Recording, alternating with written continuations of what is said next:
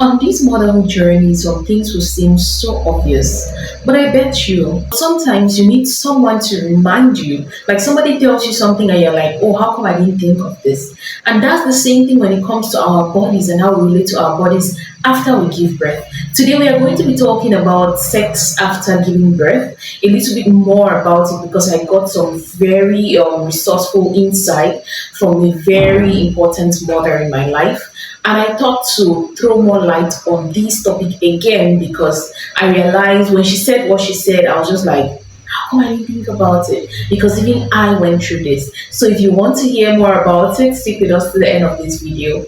Hello, healthy moms. Welcome to Nyango. On Nyango, we talk all things motherhood from tips and tricks to hacks to personal experiences to help you make your motherhood journey a bit easier. We understand that motherhood is challenging on its own, though it has a lot of beautiful sides, but we know that with a little bit of advice, some facts, and other things that can help you be better, it can help you be amazing and be the wonderful mother you want to be. So, today, let's go into a pertinent factor that prevents women from wanting sex after giving birth, which we normally do not think about. Yes, there are so many things, but this particular thing is so pertinent that when I begin to talk about it, you're going to feel like, well, why didn't I think about it that way?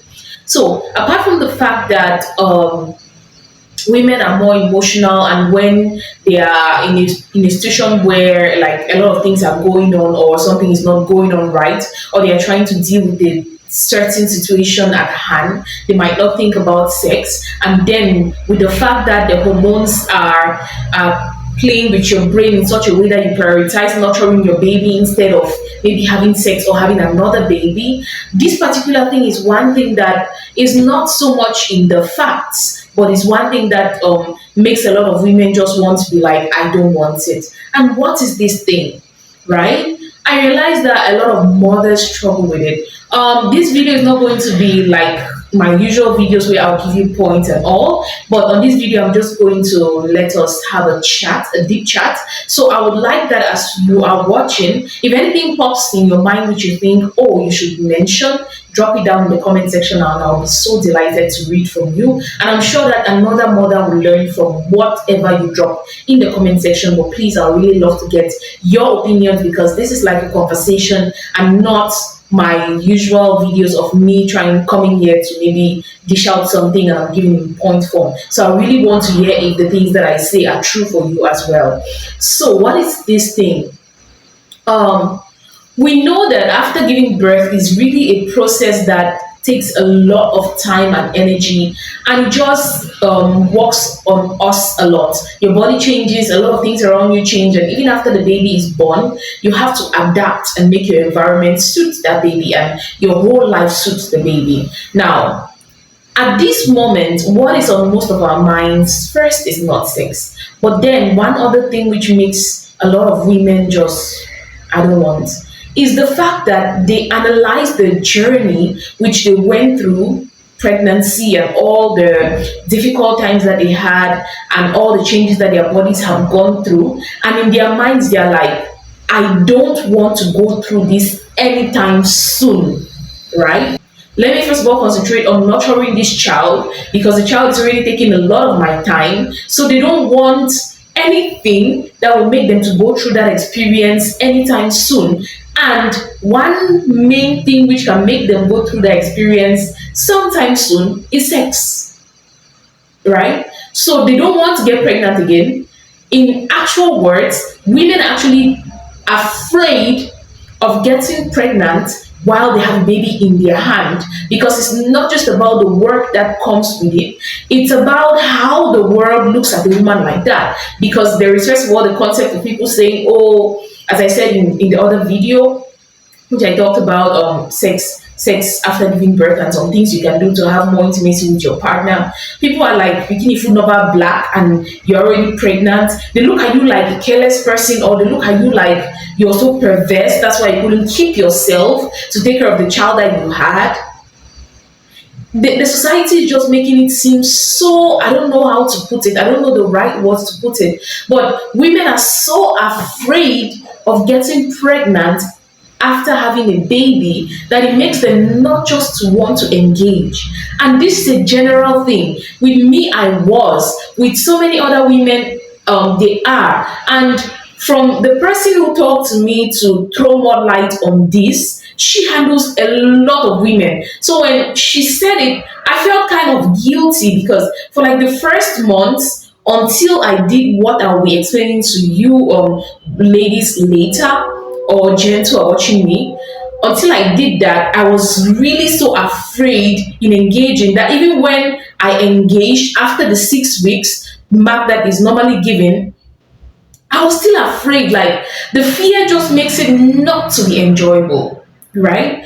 A lot of women have this fear, and it just makes sex after giving birth boring, makes sex after giving birth something which they are so cautious about that they don't enjoy anymore. And most times when we don't enjoy intimacy with our partners, they feel it. And because they start feeling the sensation that we are not enjoying it, they try to like just move away and they don't talk, because men are not like us who anything that we feel we want to like say it and address it so that it doesn't cause a future problem, right? So they don't talk about it, and you just see your man giving you some space or something like that. Now, what are some things that you can do to take this fear away? Because intimacy between you and your partner after you give birth is very important. It's important. Yes, you have to stay the time which you have to stay. If of which, if you don't know, you should check the other video which I did on sex after giving birth. You should check it out because you give you details on what you can do after giving birth to prepare you for intimacy after giving birth, right? But something which you can do is to seek for knowledge. And in this video, I'm going to be giving you detailing what you can do, because I believe that by doing so, it's going to help a mother somewhere.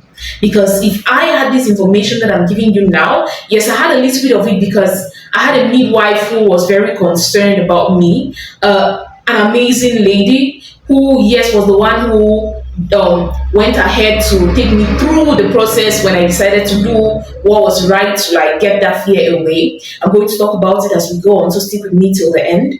So she told me what to do, but it wasn't really detailed. On this video, I'm going to try to be as detailed as I can be because I believe that it's going to help the mother. Now, what can you do to take away this fear? There is something that most of us women don't understand. We feel that, oh, after giving birth, it is when we have our first period, that is when we can take in. But I would like to say this again. You can actually take in or get pregnant before seeing your first period, because normally before you see your period, you ovulate, right? And if there is ovulation, then there can be fertilization. So you have to be very cautious. Most times, midwives advise that after you give birth, within the 4 to 6 weeks marks that have been given, you try to get a family planning method that works for you and your partner. Because yes, breastfeeding, if you're breastfeeding exclusively, is something which you can use as a family planning method. But with our busy lives of today, it cannot really be counted on as an effective family planning method, or I'll say contraceptive method, right? If you cannot really count on it, because a lot of us mothers now are not like our mothers in the days of old, that they are just carrying their child anywhere they go, and anytime the child cries, the breast is everything. The child plays with the breast. They go to the farm with the child. They go everywhere with the child, and in anything the mother can just remove the breast on demand. And they usually did not even used to stay up to 2 hours that they have not put their breast in their baby's mouth. That is what exclusive breastfeeding, which can serve as a contraceptive method, is. We cannot really count on the fact that, oh, I'm exclusively breastfeeding my child, so I cannot get pregnant. No, you cannot count on that. So if you don't want to get pregnant, it is either you use a traditional method which you are sure about, or you go the medical method, which I'm going to be diving deep in this video. So if you want to know or you want to clarify your thoughts on contraceptives, which this video is just for educational purposes, after you finish watching this video, if you want to get contraceptives, you will still have to consult with your doctor to know which one can work for you. Because it's not just about seeing that, oh, my friend took Implanonex or Jadel and it's working for her very well, so it's going to work for me. Or it's not just about, oh, my friend took family planning and it made her really fat, so I cannot take it too. No two people are the same. That's why our fingerprints are different. We are so unique, and you need to talk to your medical caregiver to know what can work for you. So without any further ado, let's go in to talking about contraceptives, right? Let me tell you the different methods, how they work, and just enlighten you on how effective they are and for how long each one can work and how you need to take them. I guess that maybe from this video you're going to get some information that is going to help you to be like, okay, maybe this one can work for me, given my personal lifestyle, or this other one can work for me. But you have to choose one and work with it if you don't want to get pregnant. Because if you keep staying there with the fear of oh, I don't want to get pregnant, or you only want to just want us to have intimacy, then you strain your relationship.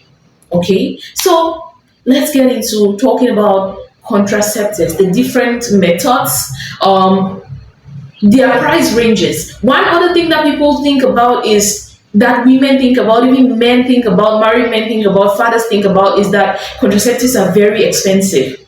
My dear, they are not. They are not. They are contraceptives that you can get for 3 years, 5 years, which cost less than 2,000 francs, or at most 3,000 francs in most healthcare units or hospitals. They are so cheap that you ask yourself that, but why have I not been taking them? So let's talk about this contraceptive discussion. First, we would have to know that you have to know which one of the contraceptive methods you want to take. There are 4 main types. There is the barrier method, there is the hormonal method, there is the intrauterine devices, and then there is the permanent method. If you know you're done with having your kids, you can go for the permanent method. If you know, okay, you just want something that you can do actively and you don't want to do anything serious, you can go for the barrier methods. For the hormonal methods, if you're somebody who is a bit skeptical about things that will play with your hormones, it's a no-go for you. And then the intrauterine devices are things that they have to put something inside of you, inside your private part. So if you're somebody who is a bit uncomfortable with that, you can already start getting an idea. Now, under these 4 main methods, there are sub-methods under them, right? I'll go right deep into it and talk about it now. So let's first talk about barrier methods. For the barrier methods, we have things like the condoms for men and the condoms for women, and then we have the diaphragm. The diaphragm is like an instrument which a woman can insert into her private part to block the sperm from going up, right? Another thing that is usually considered as a barrier method is coitus interruptus, as my midwife will call it. This is the withdrawal method, the method which the man generally takes out his private part away from the woman when it's time to release or ejaculate, as they say it. Now, those are the barrier methods, right? Somebody will ask me, how effective are these methods? The male condom is about 85% effective, while the female condom is about 29% effective. The diaphragm, on the other hand, has its 8% effectiveness when used with the spermicide. So I believe that by watching this video, you would have an idea of the questions that you can ask your midwife when you actually want to go in for your family planning. Okay, let's talk about number 2, which is the hormonal method. I don't want this video to be too long, so I'm just going to summarize. And you can ask your midwife or your gynecologist the one which might work best for you. Talking about hormonal methods, the first on the list is oral contraceptive. These are pills which you can take. Depending on the type, it will determine how you are going to take it. But when these particular ones are used effectively, it has about 91 to 99% effectiveness. The second thing on the list are injectable contraceptives, which are usually known as Depo-Provera, and when used effectively, they have up to 94% of effectiveness. The third type of hormonal method are hormonal implants, which are usually Implanon and Jadel. When used correctly, they are very effective and they are up to 99% effectiveness. And they can last for years, like 3 years, 2 years, and 5 years. So if you're somebody who wants to, like, okay, take a break from giving birth, this can work for you, but this will also depend on your personal self. So you have to consult with your midwife or your gynecologist. Let's talk about the third family planning method, which are intrauterine devices. The first one on the list is the copper UID, which has up to 99% effectiveness, but it is a T-shaped instrument which is inserted in your private part to help prevent you from getting pregnant. The second type on the list of intrauterine devices is the hormonal UID, which can also have up to 99% of effectiveness. And it should also be noted that these particular devices can be effective for years, especially when put correctly and when managed correctly. Now, the fourth method and methods that you can use if you have decided that you don't want to give birth anymore in your life, and they are mostly irreversible. That's why they are called permanent. And most times, women usually feel like, family planning should be given to men. This is a point. This is the one which has something that men can use as well. So the first one is the tubal ligation, which is what our mothers will call turning of the womb. This is a permanent birth control method, which after doing this one, you cannot get pregnant again. Now, the next one is something which is done for men, and it is called vasectomy, right? And it is also considered to be very, very effective. So those are the family planning methods which you might want to try to get that thought of, oh, I don't want to get pregnant. If I just try, I'll get pregnant. And if I get pregnant, everybody will be looking at me as if I'm not careful or I'm not a good mother. To save yourself from that stress, I've talked about these different family planning methods, which are things that you can consider. My dear lovely ladies, right? I understand that you could be so scared of engaging because you're thinking of the fact that, no, I don't want to get pregnant now. But considering family planning is something which you can do. And yes, family planning has its own disadvantages. Everything in this life that you find has its advantages and its disadvantages. But you just have to weigh it and see if the advantages work for you better, and you go for it.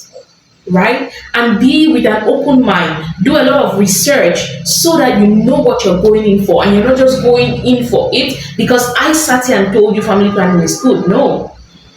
Do your research, talk to your health provider, and make sure that family planning is something that can work for you. Check your values and make sure that it can work for you, and then go for it. Okay? That is what I came to tell you today, because it is indeed a problem, and a lot of women are suffering in silence without knowing what to do. And I'd like to let you know that family planning is available in almost every hospital and clinic you'll find around. Though you want to find a good place which is going to install it in you the best way or direct you the best way to do it, but it's very common. It's even more common than we think. There are hospitals that have family planning for free. Right?